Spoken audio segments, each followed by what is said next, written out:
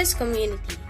A community is a social group of any size whose members live in the same area, share government, and frequently share a cultural and history. It is a social, religious, occupational, or other group that has common qualities or interests and perceives itself as different from the wider community inside. It is also called a hamlet, village, town, and a city. There are two main types of communities, rural and urban. Rural site is an open land area with few houses or other infrastructure or few residents. A rural area's population density is very low. There are fewer people and their homes and businesses are located far away from one another than urban communities. In most rural places, agriculture is the most major industry. The majority of people live or work on farms or ranches. Rural regions surround hamlets, villages, towns, and other minor communities. Due to lack of people and structures, wildlife is most common in rural regions than in the cities. Moreover, rural places are sometimes referred to as the country because residents may see and engage with the nation's native fauna. Some beautiful places you should visit in the Philippines that best reflect the history, heritage, and culture of their respective regions. Batanes, Bigan City in Ilocos Sur, Batad in Banawe, Sagada in Mountain Province, Taal Heritage Town in Batangas, Sitangkay in Tawi-Tawi, Buscalan Village in Kalinga, Lake Cebu in South Cotabato, Daraga in Albay, and Alamino City in Pangasinan. According to the World Bank, based on the United Nations Population Division's World Urbanization Prospects 2018 revision, the number of population in rural areas in the Philippines is 59,577,632 as of 2021, a 0.97% increase from 2020. Philippines rural population for 2020 was 59,003,479, a 1.14% increase from 2019. Philippines rural population for 2019 was 58,337,359, a 1.21% increase from 2018. Rural areas or communities in the Philippines often face unique challenges that are not present in urban or suburban areas. Some of the most common problems encountered in rural areas include limited access to healthcare. Rural communities often have limited access to healthcare facilities and medical professionals, which can lead to poor health outcomes and higher rates of chronic diseases. According to a report by the National Rural Health Association, rural residents are more likely to die from heart disease, cancer, stroke, and chronic lower respiratory disease than their urban counterparts. Second is lack of economic opportunities. Rural areas may have fewer jobs opportunities than urban or suburban areas, which can lead to high rates of poverty and unemployment.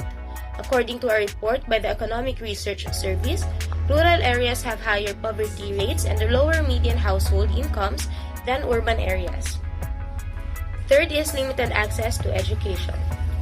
Rural communities may have limited access to quality education, including fewer schools and teachers and lower funding of education. This can lead to lower levels of educational attainment and limited career opportunities for residents of rural areas. Lastly is infrastructure challenges. Rural areas may have limited access to basic infrastructure, including roads, bridges, and public transportation. This can make it difficult for residents to access healthcare, education, and job opportunities. Urban area. The term urban area can apply to towns, cities, or any other urban population. Urban areas have many different characteristics depending on the specific area.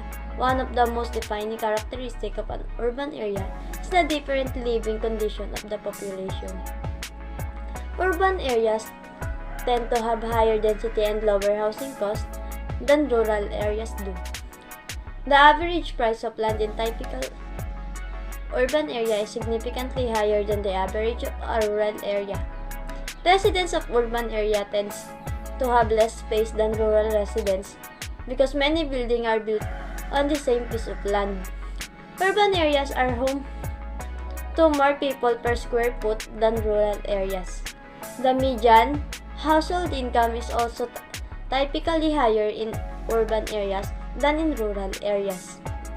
An urban area is a territory that surrounds a city or other large city.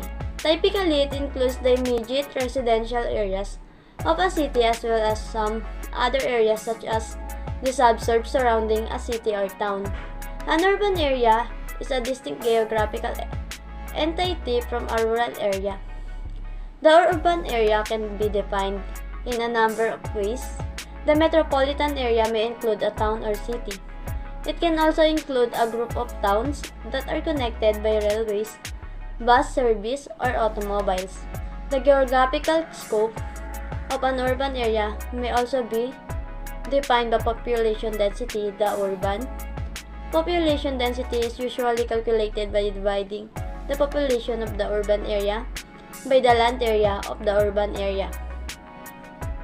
Examples of urban areas in the Philippines: Quezon City, Manila, Davao City, Cebu City, Pasig, Taguig, Marikina, Mandaluyong, and Caloocan City. According to the World Bank, based on the United Nations Population Division's World Urbanization Prospects of 2018 revision, the number of population in urban areas in the Philippines is 54,302,696 as of 2021. Urban areas also experience or encounter problems in the Philippines. First is traffic congestion. Urban areas in the Philippines are often characterized by heavy traffic congestion, which can lead to increased air pollution, longer travel times, and reduced productivity. Second, it is limited housing options. Many urban areas in the Philippines have limited affordable housing options, leading to high rates of informal settlements and homelessness. Third is crime and safety concerns. Urban areas may have higher rates of crime and safety concerns, particularly in areas with high levels of poverty and unemployment. Urbanization, it refers the mass movement of population from rural to urban settings and the physical change to urban. In 2019, the United Nations estimates more than the half of the world population of 4.2 billion people now live in urban area, and by 2041, this figure will increase to 6 billion people. Urbanization has a major negative impact to the national health of poor population. Cities are the major source of poverty, inequality, environmental hazard, and communicable disease, particularly to the poor. To address this issue, governments and development agencies should focus on adapting the challenges of urbanization by reducing unplanned urbanization. Policies and practice should include full life journeys, policies addressing urban environmental issues and social protection, universal health coverage to reduce wealth disparity among urban